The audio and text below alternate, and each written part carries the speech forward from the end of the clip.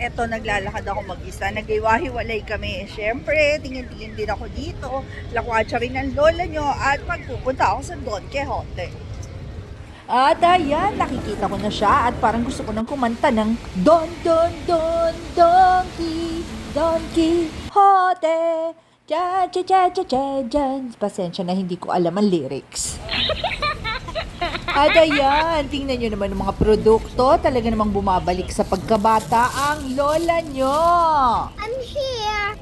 Ang cute ng mga items. Ang sarap bumili kung magkakasya lang sana lahat ito sa aking maleta. Ang mga foreigners po dito, talagang dito po namimili ng kanilang mga pasalubong kasi halos lahat po naandito na. Dahil dito, hindi mo na kailangan umikot-ikot kung saan-saan. Meron na ditong pangregalong mga souvenirs, may mga anime, may mga personal effects, sabon, pampaganda, pagkain, tsokolate, lahat na po naandito. Kaya hindi na po kailangan pumunta sa ibang lugar para bumili ng pasalubong. Talagang paboritong puntahan po ito ng mga turista. Ang mga laruan po dito at saka mga anik-anik ay hindi lang po pang bata. Kahit po sa matatanda katulad po neto, ang ganda po neto, ina-assemble pong mga miniature. Kahit po ako naaaliw dito, yun nga lang po, hindi na po kaya ng mata ko at magkakandaduling na at magre-reading glass pa ang lola nyo. Ang gaganda po talaga ng naka-display dito. Marami po dito hindi ho nabibili sa atin. Pero kung meron man po, mas mahal. Kaya eto guys, ipinapasyal ko na kayo nang makita nyo kung magkano ang mga items at nang ma-convert ninyo ay i-multi-multiply nyo na lang. Eto, maganda po ito, sunscreen stick. Talagang hindi na po ninyo kailangan magpunas sa mukha ng pahid-pahid na liquid. Ipapahid nyo na lang po, parang lipstick na nilalagay sa mukha. Bumili po ako niyan. Highly recommended.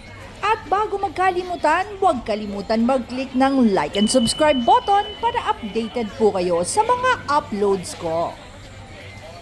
At heto guys, dito marami pong mga costume kasi alam nyo na, mahilig po sila ditong mag-cosplay kaya pwede rin po kayong bumili dito. Meron din po ditong mga iba't ibang klaseng mga wigs. Pwede rin pong bilhin, ang gaganda. Sana all. Bago kayo pumunta dito, bumili na kayo sa Shopee ng ganyan, no? Selfie stick. Aba, mahal dito ang selfie stick. What? Pero quality naman siguro. At ayan, meron po pong mga tripod dyan. Mas mura naman po ata sa atin. At eto guys, meron pa po dito mga pangregalo, pasalubong na abubot. Ang cute nila. Talagang ang sarap bumili.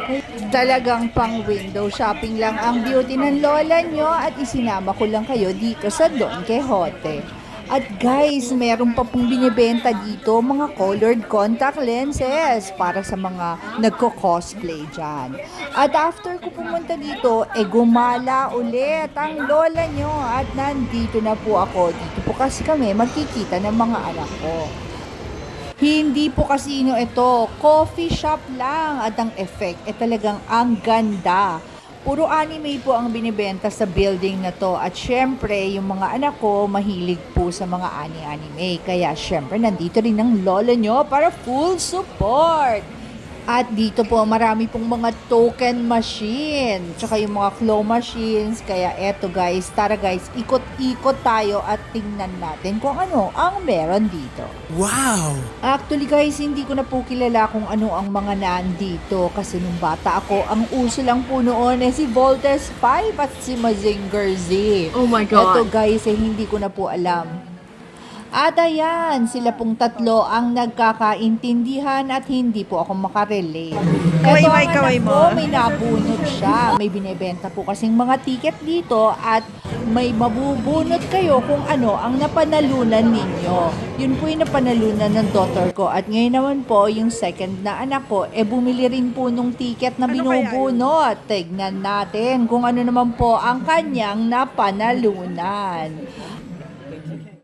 At ayan, hindi pa kami tapos sa Shinjuku. Lumabas na naman po kami at lilipat naman kami sa ibang lugar. Ipinakikita ko lang po ang paligid dito.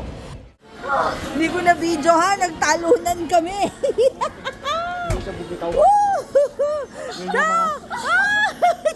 At yan po guys ang napanalunan ng daughter ko at ang saya-saya namin. Surprise! Ginabi na po kami dito sa Shinjuku, kaya abangan pa po ninyo ang mga next episodes dito sa Tokyo. Bye!